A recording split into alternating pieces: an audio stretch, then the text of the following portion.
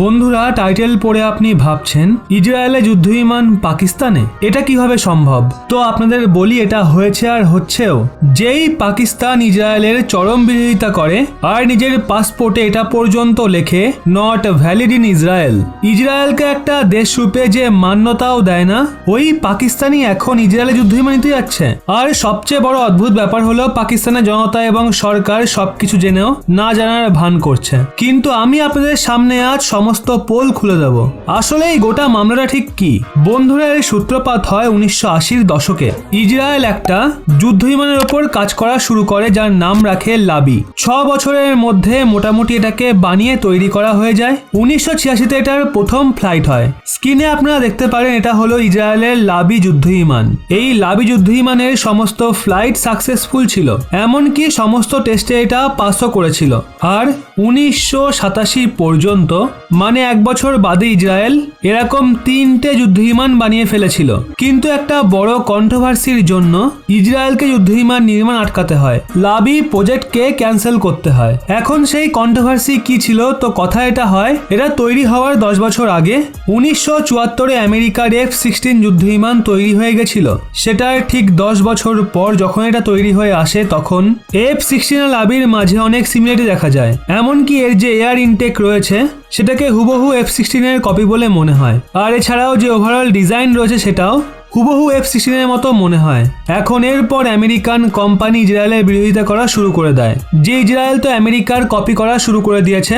এছাড়া আমেরিকান সরকারও রেগে যায়। উনি বলেন, আমরা আপনাদের প্রতি বছর আপনার সুরক্ষার জন্য অনেক বিলিয়ন ডলারের সহায়তা করি, আপনারা ওই পয়সারই ব্যবহার করে একটা যুদ্ধবিমান বানাচ্ছেন, আমাদের যুদ্ধবিমানের যে বিজনেস রয়েছে সেটাকে বিপদে ফেলছেন। আর এর জন্য আপনারা এই লাবি প্রজেক্টকে বন্ধ করুন, নয়তো আমরা আপনাদের ভবিষ্যতে ফান্ডিং দেওয়াও বন্ধ করে দেব। ইসরায়েল দুদিক থেকেই ঘেরাও হয়ে গেছিল, এক তো F-16 কপিকে নিয়ে, এছাড়া আমেরিকান সরকারের প্রেসারকে নিয়ে। এর জন্য তাদের এই প্রজেক্ট ক্যান্সেল করতে হয়। কিন্তু কথায় আছে না, কারোর সর্বনাশ তো কারোর পৌষ মাস, ঠিক সেটাই হয়। এখন এর সুবিধা তুলে নেয় চীন। চীন এই লাবি প্রজেক্টের কিছু গুরুত্বপূর্ণ তথ্য চুরি করে নেয় আর একদম লাবির মতো হুবহু, আজ্ঞে হ্যাঁ, একদম 100% কপি যুদ্ধবিমান তৈরি করে, যার নাম রাখা হয় J-10C। কিন্তু কথা এটাও আছে না, চুরির মাল কখনো সারা যায় না। এটাই চীনের সঙ্গে হয়েছে। চীন এটা বানানোয় অনেক পয়সা খরচাও করে, কিন্তু তারা সেটাকে পারফেক্টলি বানাতে পারেনি।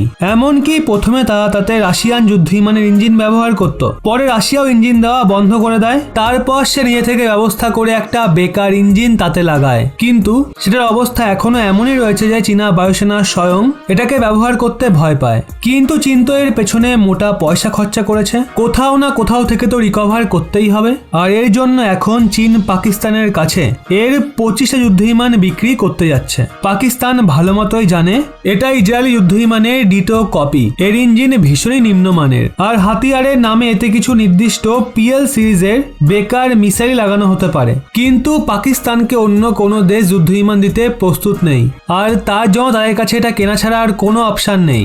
আমরা এটাও জানি, অনেক পাকিস্তানি বলবে না এটা কপি নয়। তো দেখুন, এটা কিন্তু আমি নিজে থেকে বলছি না, স্ক্রিনে আপনারা দেখতেই পারেন, এটা স্বয়ং আরব নিউজ ছেপেছে। এছাড়া ইসরায়েলি মিডিয়া এটাকে কভার করেছে। অবশ্যই এই নিয়ে আপনার কি মতামত? চীন কি এটা সত্যি কপি করেছে? আপনার মতামত অবশ্যই কমেন্টে জানান।